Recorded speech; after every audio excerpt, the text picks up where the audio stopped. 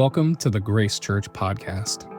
Each week, we share sermons from Grace Church in Syracuse, New York, messages preached by clergy, seminarians, and lay preachers from our community. Our hope is that these reflections encourage you, challenge you, and remind you of God's grace at work in your life. Thanks for listening. Here's this week's message. Lord, speak to me and through me. Amen. You may be seated.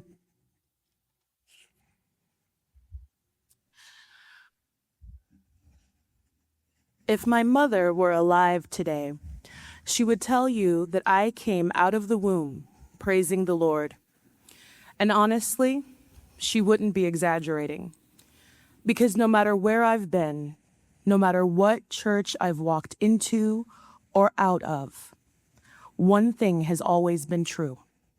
I love the Lord.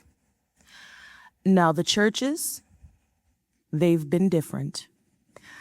Growing up in Las Vegas, Nevada, finding a progressive, inclusive church was hard. But let me tell you something. It wasn't nearly as hard as when I came to Central New York. I spent 10 years trying church after church, and y'all, they said they loved everybody. But the truth showed up in the way they practiced. The truth showed up in who was really welcome. The truth showed up in who had to shrink themselves to fit in. And I was disappointed over and over and over again. Until finally, I gave up. I thought maybe, just maybe, who I am is too much for Middle New York to believe. That I could love God and God could love me back. And I was done. I cried. I felt lost. I felt like this time God wasn't going to answer me. But one thing you all should know about me is that God don't play about me. I was at home watching my old church in Vegas on Facebook, trying to stay connected somehow, when a friend said to me, "You should come to my church. We love everybody." And I said, sure you do. I ignored her for weeks, but she kept asking. So finally, I showed up. Downtown Utica, beautiful church. Beautiful in a way that made me feel like, oh no, this is definitely not the place for me. I had on jeans, a t-shirt, and rainbow-colored hair. And I walked in. And the pastor herself greeted me and walked me to a pew. And the rest is history. Because here I am, still loving Jesus and fully Episcopalian. And as my mother used to always say, God's time is not your time. That brings me to today's gospel. Because in John, we meet people who are also waiting on God, waiting and hurting. Lazarus is sick. Mary and Martha send word to Jesus, "Lord, the one you love is ill." And Jesus doesn't come right away. He waits 2 days. Let's be real. If we were Mary and Martha, we would have been checking our phones like, did he get the message? Does he have read receipts on? Is he coming or not?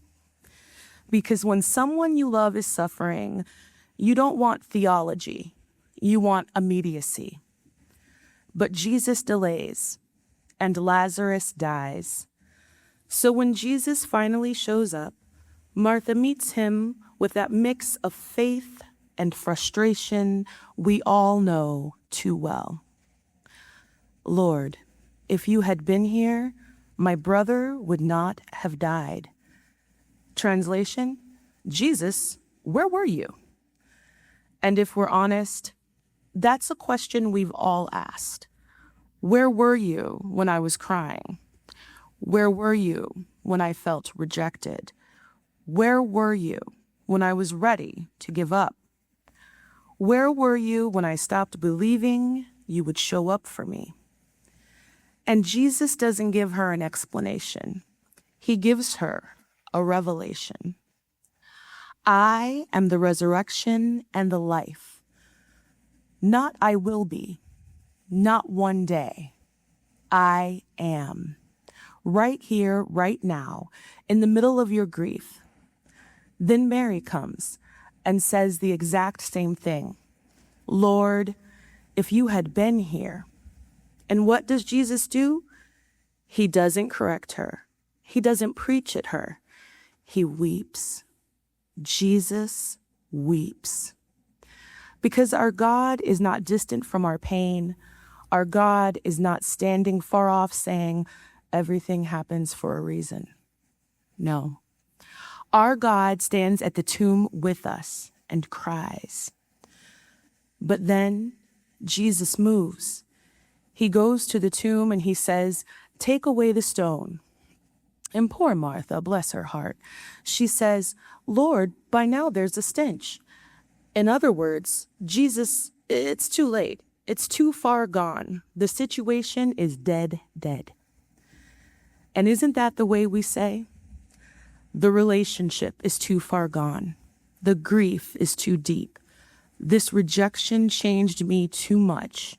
This part of my life is buried. But Jesus says, move the stone anyway.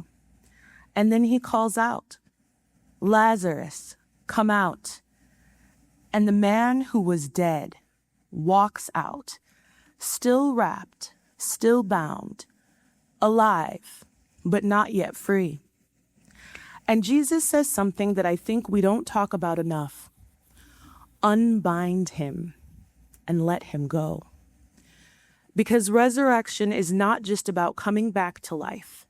It's about being set free. Now let me rewind a bit. Because when I walked into that church in Utica, I thought something in me had already died. Hope had died, trust had died, belonging had died. I had already rolled the stone over that part of my life, and I was expecting Jesus not to show up. But God, don't play about me. And just when I thought it was over, God called me out of disappointment, out of rejection, out of believing I was too much. And not only did God call me out, God placed me in community, and that helped unbind me. And that's the gospel today. Not just that Jesus raises the dead, but that Jesus calls us out of the places we thought were finished, out of identities we buried, out of the grief we sealed off, out of the lies we started believing about ourselves. So the question today is not, do you believe in resurrection someday? The question is, what in your life is still in the tomb that Jesus is calling out today? And maybe even more importantly, who around you needs help being unbound? Because Jesus does the calling, but we do the unbinding. Church, there are people walking around alive, but still wrapped up, still bound by shame, by exclusion, still bound by the message that they don't belong. And we are called to be the kind of church that doesn't just say, we love everyone, but actually lives it in a way that sets people free. Because let me tell you something. When Jesus calls you out, he calls out all of you, not a cleaned up version, not a smaller version, all of you, rainbow hair and all. So if you've been waiting, if you've been hurting, if you've been wondering where God is, hear this. Delay is not denial. God is still moving, God is still calling, and God is still showing up right on time, even when it doesn't feel like it. Because like my mother said, God's time is not your time, but it's always right. Amen.